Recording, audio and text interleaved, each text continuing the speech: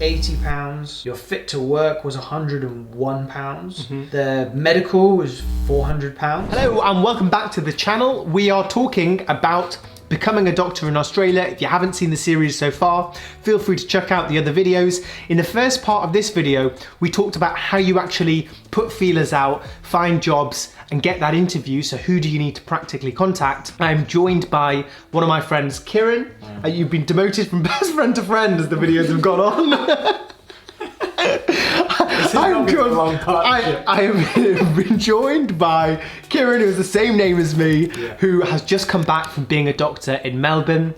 And we're going to talk about the next steps. So practically paying to become a doctor there, getting your visas, doing all of that sort of stuff. Do you want to kick us off? Of course. This is the least fun part of the whole process. Once you've had your employer get back to you, have an interview, pass the interview, get a job offer, they'll then nominate you for a visa, which is lovely. But the process afterwards is long and arduous. The first thing that you need to set up, one of the most time consuming, is getting your registration to practice. They'll start by, it's called AHPRA. You need to get your AHPRA registration. In order to get your AHPRA registration, you need to have an AMC account. In order to have an AMC account, you need to open up an Epic portfolio. In order to have an Epic portfolio, you need to register and be certified with the ECFMG.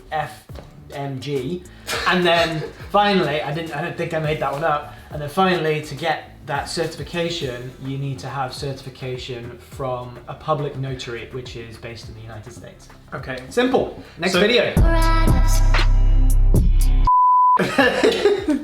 So it's a long process. Yes. What's the first step? What's the first thing you're going to do? AHPRA. AHPRA. Yeah. What is AHPRA? AHPRA is the medical board. So to be able to practice, you need to have oversight and you need to have someone who grants you your license to practice. And the medical board is overseen by AHPRA and the Australian Medical Council. And does your GMC registration sort of transfer over there as well? So they're happy to accept that? Yeah. You don't need to do any more exams or anything like that. You can just go over there, right? That is, so for a UK medical grad, yes. For an Irish medical grad, yes. But for others outside of that, I'm not familiar with the process. And if you go through the competent authority pathway, then they'll recognize your degree certificate as equating to meeting the standards that other Australian medical students will meet when they pass their finals and graduate. Okay. So I can only speak for the UK and Irish doctors. For the rest, I'm not so sure. That was a very long answer to a very short question. Thank you. If you take a very long walk, I'm a very short pier. You're contacting AHPRA. Yeah. It sounds like a complicated process. It is. You start with the form. Okay, you start with the form. And Yeah. is the form on the website? It's on the website, it guides you, you start with the form and you start working through it. Okay. You'll then realise there's so many bits you cannot fill, and all the bits you cannot fill are because they're all the secretly that I talked about initially. So they're things like getting an Australian Medical Council number, but to do that you have to open up a portfolio with Epic, and then that is where you get your identity verified so they know who you are, and then you need your credentials, so you need your certificate of graduation also verified, which is what the next two steps are after that. Every single bit of that involves costs ranging from 810 Aussie dollars, 500, 300, 100, different bits. So it sounds like you start this AHPRA form, every bit you need to do is a separate thing, Yep. but it's kind of explained through it in terms of you need to go and do this, you need to go and do that. Yeah.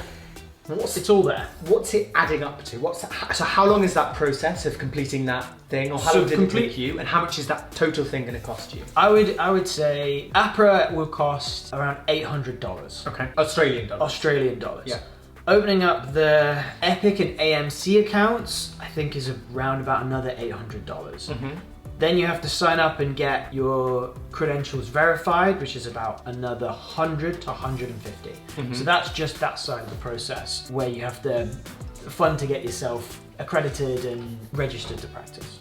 Are there any other costs involved? That's the cost for the AHPRA. Okay. So that's it. So that you get your form, you complete all the bits you can complete, you then send it to your employer, who'll then check it over. They'll then complete the second half of it. They'll send it back to you signed, and then you upload it to AHPRA. And then it takes, I think on average from the people that I've met, it's been about 6 weeks to get through your AHPRA, but for some it has taken it has taken longer, and for some it was shorter. Sounds like that's taken a long time. Yeah. It cost a lot of money. But you can't practice without that. Okay, So you it's necessary. literally can't start. You can't start because you're not registered, so that's assault. What? Not good medical practice. What happens next? The next, well, in conjunction with that. So you've got your offer, you've got your AHPRA, you've sent your AHPRA to the hospital. The hospital has sent your AHPRA back and said, yeah, all good, and AHPRA have approved it. So that's going to be that's at least GMC. that's going to be at least a 6-week process, probably longer. Mm-hmm. Whilst that process is going on, you will be sponsored for your visa. Mm-hmm. You'll get a number through that is your sponsorship number. And then you need to use that to apply for a visa to go and work in Australia. So it's not a working visa, it's not a tourist visa, they're temporary work visas. So most are put on short skilled worker visa, and I've heard of only a couple that have been put on training visas. I think the short skilled workers is a 482 and the training is a 407. Why is there a difference, and who decides what visa you're going to get? It's whatever they sponsor you for. So the hospital will decide? Yeah. Okay. So one is technically a training visa, which should involve more training and more supervision than a short skilled worker, which is only for a set amount of time where there is a deficiency in the Australian labour force. You're a short skilled worker, aren't you? Okay. It doesn't make as much sense because you sat down. Yeah. But it makes more sense if you were stood up. So how much does the visa cost, and what's that process like? So the visa is $300 for the training visa, and the costs come in, or what you need to do to be able to get the visa. So to be able to fulfill the requirements of your visa, you need to have a full medical. In the UK, these can range from 250 to 400 plus pounds. Actually, surprisingly, they were, when you look across the country, because it's only certain accredited places that can do it, I think it was cheaper in London than it was in the north. Who's doing the medical? A GP? It can be a medical practitioner who has the skills to be able to Can I do the medical? You probably could. When you finish your training, you probably could. I can't remember. I had a nice lady who did mine, but it cost a lot of money. So you have to do that. You need a chest X-ray alongside that. You need a chest X-ray? Yeah, you need a chest X-ray. You need blood tests, and you need a full immunisation criteria that the Australian government wants you to have. So what they're checking you haven't got TB. They're checking you haven't got some other notifiable illness in the blood test. Yeah. What else do you need for the visa? You need to have a police check, which you pay for online. If I remember it, there were 2 police checks you have to do. One of them's £100 and one of them's £10. Okay. So it's somewhere under £100, let's say. And that's, they don't use CRB, DBS things. It's different to that? No, it's different. Okay. It's different. It's a different police check. You then upload your documents, your ID, and then you have that come back to you. Those are the main things. You've done your medical, you've done your police check, you've applied for your visa. And how long is that going to take for your visa to come back? So the visa, and are you guaranteed it if you've been sponsored? So if you've been sponsored, then I haven't heard anybody that hasn't been guaranteed it, who has passed all the criminal checks and doesn't have any notifiable supervisions on their current license to practice.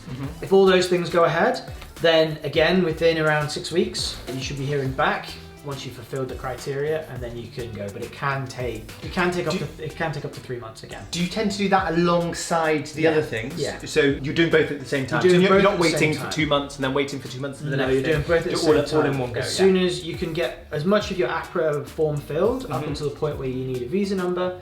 To get the visa number, you have to wait on your sponsor, your employer, to be able to give you that. So you've got your visa. You've done your AHPRA. Are you now ready to go to Australia? You need flights. Okay. Flights. Or a long bus journey.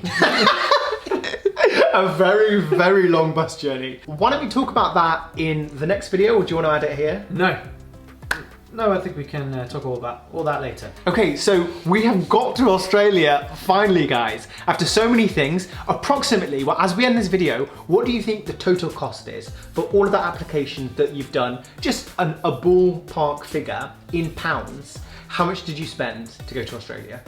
That's a great question. The Australian Medical Council profile was £310. AHPRA was £460. The EPIC portfolio was £98. Not so epic. The notary, you need to get your documents notarized, was £80. Your fit to work was £101. The medical was £400. Is fit to work not the medical? No, so that's a separate thing that you have to do for your AHPRA process. You've got your medical, which is 420, your police check, which is 55, and the visa was 178. So I'll leave you with the math there. Okay, well, we'll put the total on the screen. It sounds like a lot of money, but sounds like it probably would be worth it if you watched the first video about why doctors might want to go to Australia. Check out the rest of the series about becoming a doctor in Australia, where we're going to talk about all sorts of different things, including finding accommodation, including travelling, finding friends, which sadly Kieran didn't manage to do. It's not going to be a long video. One of the other videos was finding friends. And everything else about becoming a doctor in Australia. Subscribe to the channel if you're new, and I'll see you in the next video.